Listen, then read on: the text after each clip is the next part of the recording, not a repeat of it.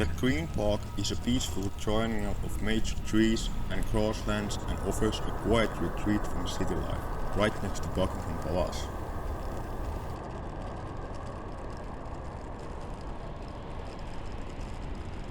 It is one of London's 8 royal parks and covers an area of just over 40 acres.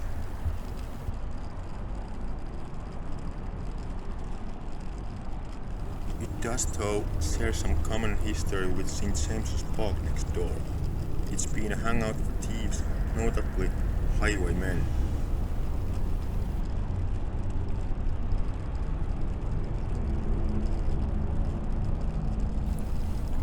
Other royal parks are varied and ornate, but by comparison Green Park is as plain as its name. No ponds, no lakes, no buildings and not a lot of monuments. Just loads of grown-up trees, grass and daffodils.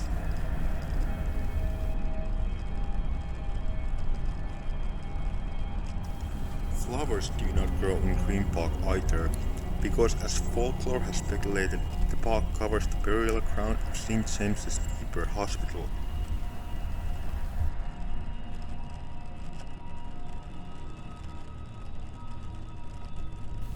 Rumor has it, back in the 17th century, King Charles II's wife demanded all the flowers be removed from the Green Park after she caught him picking flowers there for another woman.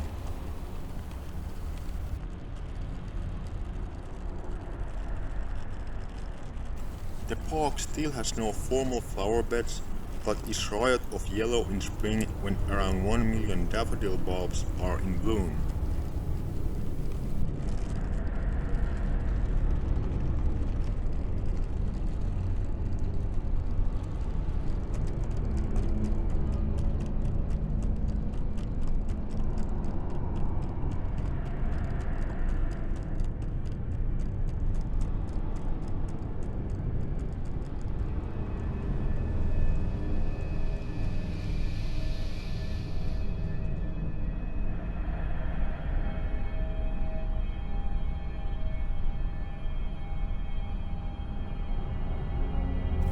The trees that grow in the park can be ghost-infested hazards. Green Park has its own dead tree.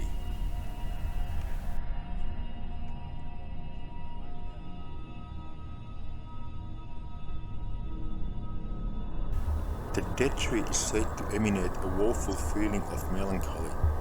It has repeatedly been the site of many suicides, and to add to an impressive list of questionable paranormal accolades, it is the source of a low unexplained gurgle and is avoided by even the park animal residents.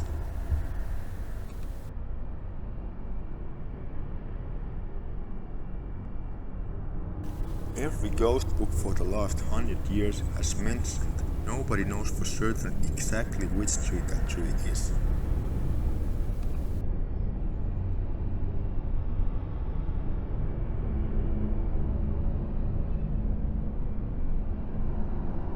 There is a story about 2 park attendants who swore to hearing a man's voice around the tree, an agonized groan emanating from the tree and a low, cunning laugh.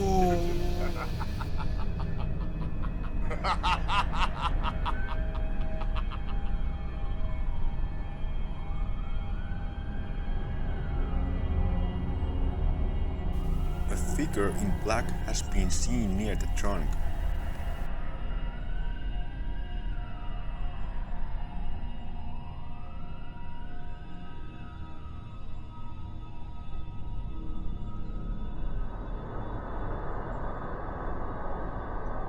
Ghostly suicides linger. The figure of a man in evening clothes and dancing palms was seen fading into nothing just before the First World War.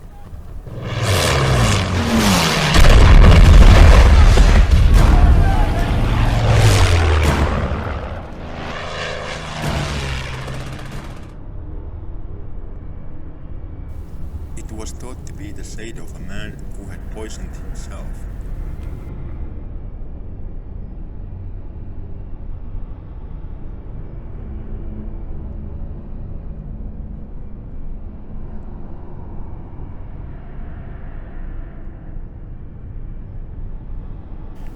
Be careful which seat you take in Green Park, as you may find yourself sharing it with the ghost of a crazed-eyed old man, trying to cut his own throat with a razor.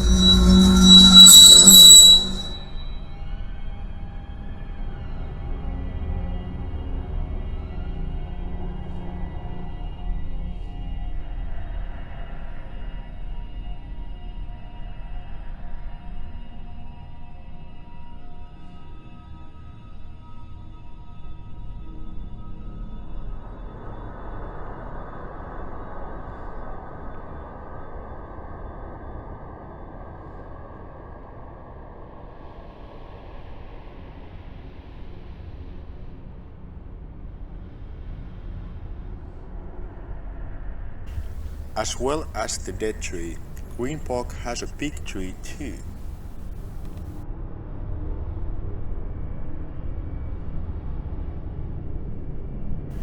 The story, which strikes us jarringly misogynistic in some way, goes that a homeless man died of terror under the tree, and the cause was a thing with the body of a repulsive woman.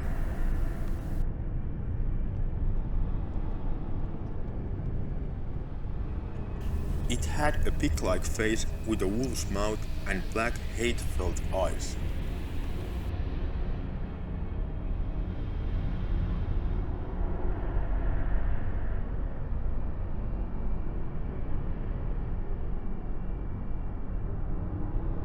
Only men died under the big tree, while women, witches that they all are, were drawn to the tree and felt a cruel hatred toward men when near it.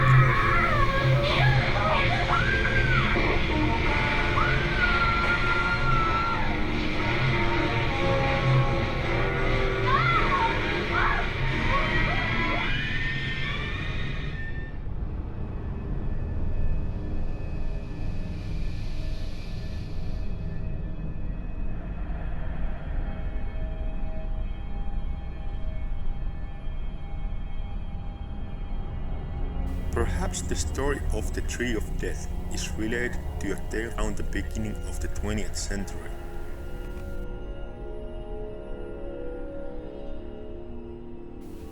In his more haunted houses of London, Eliot O'Donnell recalled how he was walking through the Green Park late one September night in either 1900 or 1901 when he heard the distant sound of a fiddle.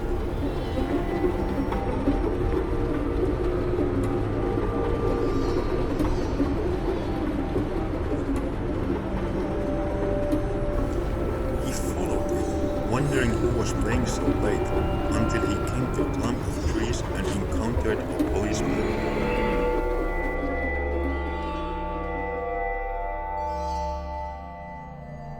O'Donnell was told by the policeman that he could search all night and never find the fiddler, and recounted a tale he had been told.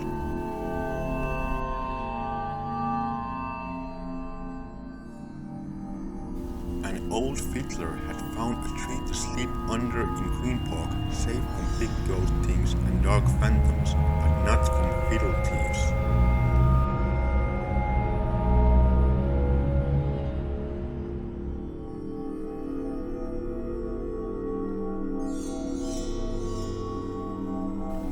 When he awoke fiddleless, he sank into a depression and spent every moment wandering the park, asking passers-by if they knew where his fiddle was.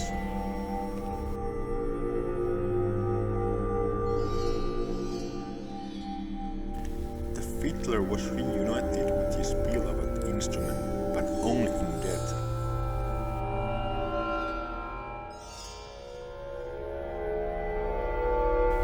He hanged himself with his braces from a tree, and from then on, a clump of trees where the fiddler died had ghost music emanating from it.